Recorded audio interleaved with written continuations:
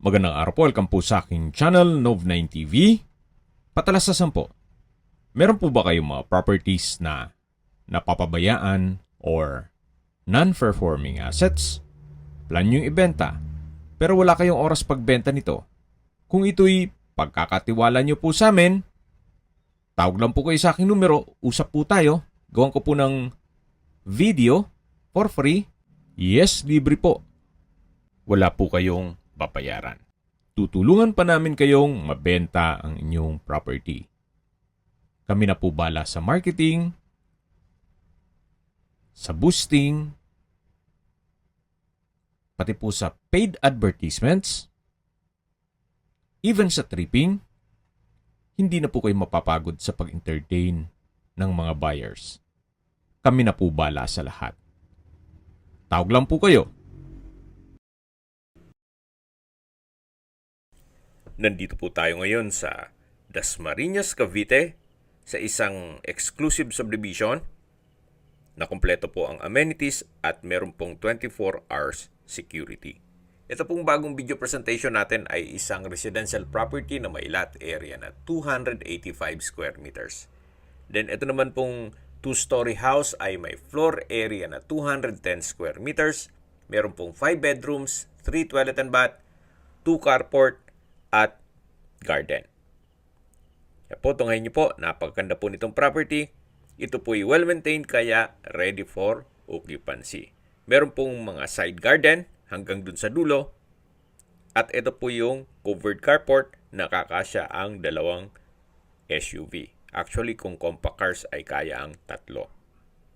So yan po yung side garden. Ito po sa kabila ay may bakanting spasyo para sa garden set. Then meron pong grotto. At ito po yung main door. May aluminum screen door. At samahan niyo po ako. Pasok po tayo. Welcome po dito sa bahay ni Madam. Ito po yung living area o salas na napakalaki ng spasyo. At meron po itong customized glass window sa dulo. So, ilan pong mga kagamitan ay kasama po. Hindi po lahat, pero mga paintings.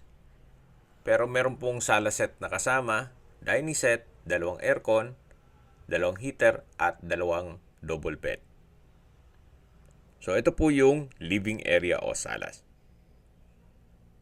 Then, dito naman sa side na to ay yung dining area. Ito pong dining set ay kasama po yan.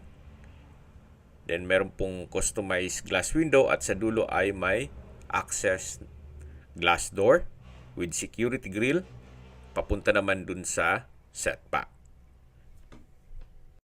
Mula po dito sa dining area, dito naman po nakapwesto ang stairs o hagdan.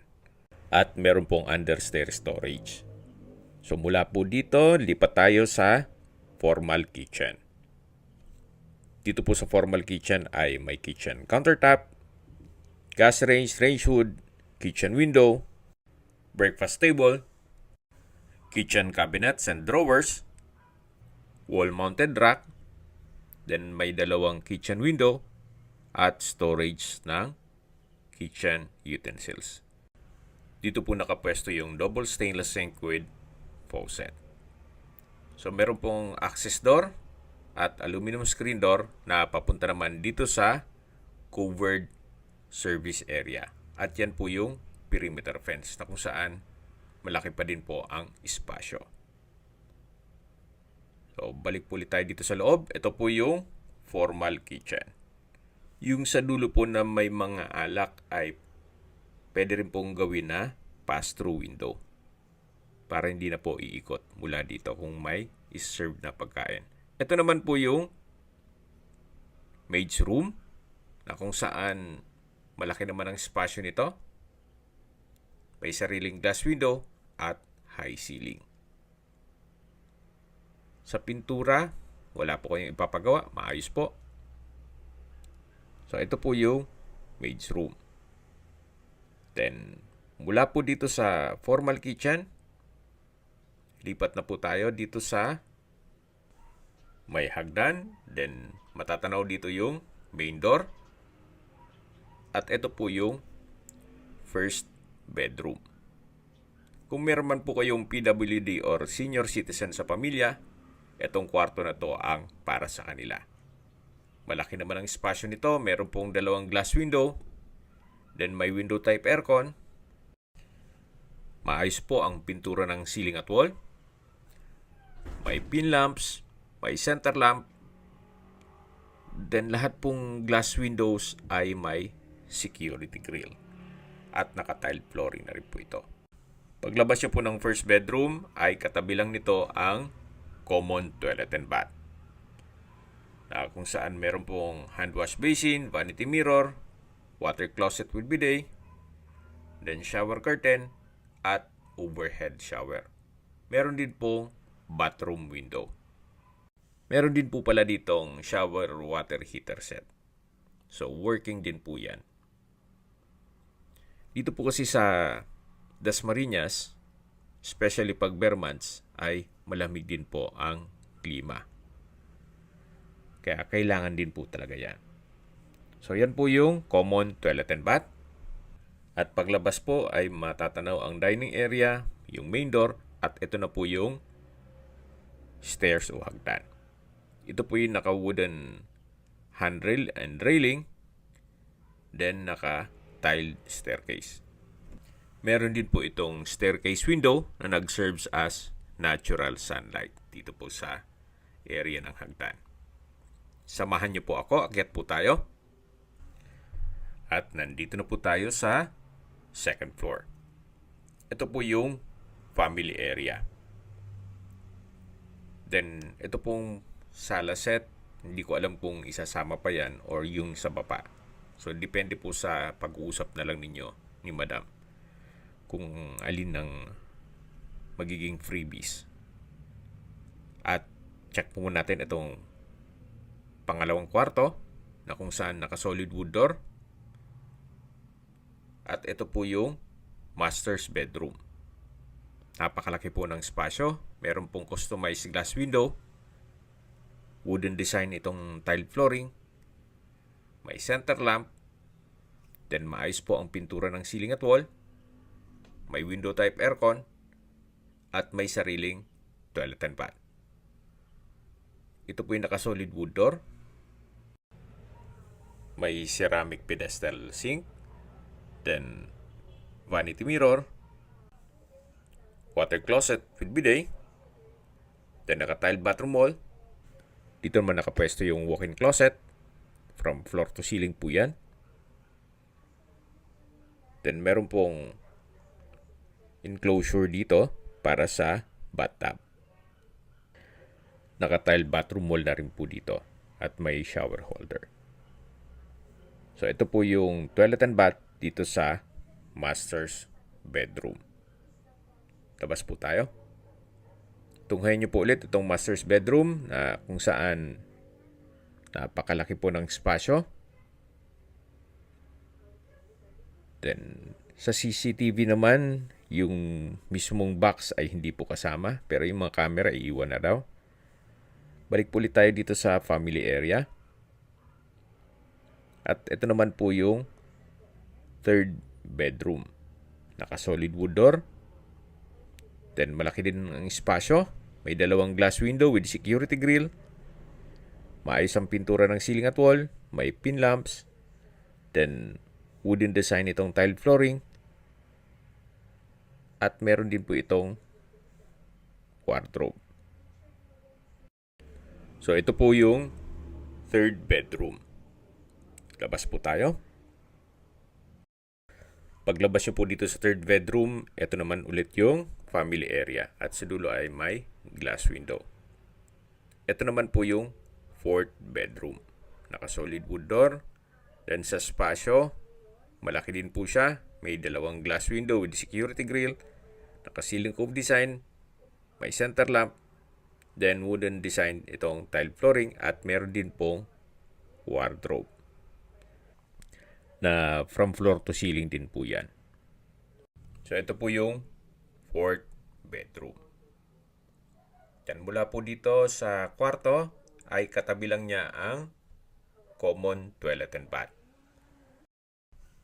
Maayos naman po ang mga toilet fixtures nito. May water closet, may hand wash basin, naka-tile bathroom wall, may bathroom window, shower water heater set, na working din po yan. At may shower curtain. So ito po yung common toilet and bath dito sa second floor, na malapit lang dito sa fourth bedroom. Yan po ulit yung family area. At meron pong access glass door na papunta naman dito sa balkonahe o terrace, na kung saan may security grill na rin po. So mula po dito hanggang dun yan sa may pasad. Habang nag-iikot po tayo at pinagmamasdan nyo po itong buong property, maisingit ko lang po ang distance, location at travel time. Mula po sa mga malls gaya ng SM at Robinsons Dasmariñas, pati po Asia Medic Hospital, ang distance is 2.1 kilometers at ang travel time is 7 minutes. Opo, napakalapit lang po nito sa mga malls at hospital. At yan po yung lagi kong binabanggit sa aking video na dapat nyo i-consider sa paghanap ng property, yung meron pong malapit na hospital. Hindi ko naman po sinasabing sakitin kayo, yan naman po for emergency purpose lang naman. At mula naman po sa St. Paul College, Island Park Campus, ang distance is 3.7 kilometers at ang travel time is 8 minutes. Mula naman po sa De La Salle University at Emilio Aguinaldo College, ang distance is 6 kilometers at ang travel time is 15 minutes. Mula naman po sa Manila o sa airport, ang distance is 41.9 kilometers at ang travel time is 1 hour and 10 minutes. Ganun po kaganda ang lokasyon nitong property. At hindi lang po doon, ito po'y malapit mismo sa Governor's Drive. At access roads papuntang Villar City. So bababa na po tayo. Mula po dito sa hagdan, matatanaw natin yung dining area, yung formal kitchen, at yung main door. Then yan po yung living area kung saan napakita ko na sa inyo kanina yan. Paglabas po dito sa main door, yan po yung garden set. Then may pine tree, yan po yung pedestrian gate, yung main gate, ito po yung covered carport. At dito naman po yung side garden. Then dito po yung open lanai, mula po yan sa may dining area, na kung saan meron din pong security grill. So pag diniretso nyo po ito, dito naman yung covered na service area o laundry area. Yan po tayo lumabas kanina. Yan po yung papasok naman sa formal kitchen. Ito po yung concrete fence. Then, dito po sa kabilang side ay malaki din ang espasyo. Pwede po pong maglagay ng garden dito. At dito po ilagay yung garden set para malaki ang garahe dun sa harapan ng bahay. So, depende po sa magiging use nyo dun sa vacant space na yon. Okay, sa presyo na po tayo. Binebenta po ito ni owner sa halagang 12 million pesos net. Ibig pong sabihin si buyer na po ang sasagot sa lahat ng taxes at expenses with regards to documentation. Good deal na rin po ito. Sa opinion ko lang naman, good deal na po ito. Sa laki ng bahay at may lot area na 285 square meters at wala naman po kayong ipapagawa sa bahay. So, depende pa rin yan sa assessment niyo. Yan naman ay opinion ko lang naman. Sa mahal po ng construction cost ngayon, materials at labor, malamang hindi po aabot ang 12 million ninyo kung bibili pa kayo ng lote. At ganito pa kalaki ang papagawa niyong bahay. Okay, kung may mga katanungan po kayo, tawag lang po kayo sa aking numero. At sa mga kababayan naman natin na nasa ibang bansa, meron po akong Telegram. Sa mga iPhone user naman, may iMessage. Meron din pong Imo, Skype, Viber at WhatsApp. Same number lang po, 0917-316-3399. Sa mga nagtatanong naman po ng aming Facebook, meron po aming Facebook page na Nov9TV at Facebook Real Video. Meron din pong TikTok at Instagram. May ibang YouTube channel po kami, the Nov9TV channel, Nov9TV Listings, Nov9TV On The Spot, Nov9TV Updates, at Nov9TV House Rental. Sana po naibigyan nyo ang video presentation. Paki-like and subscribe na lang po sa aking channel para ma-update din po kayo sa aking future listings. Kung sakali po hanap nyo yung mas malaking sukat ng lupa, meron din po kami ibang listings na pwede nyong pagpilian. Huwag po kayong mag-atubiling tumawag sa amin. Then, let us know your budget para malaman namin kung anong property pwede naming ilog sa inyo. Sa lahat pong viewers, subscriber at nagtiwala po sa amin, salamat po sa suporta.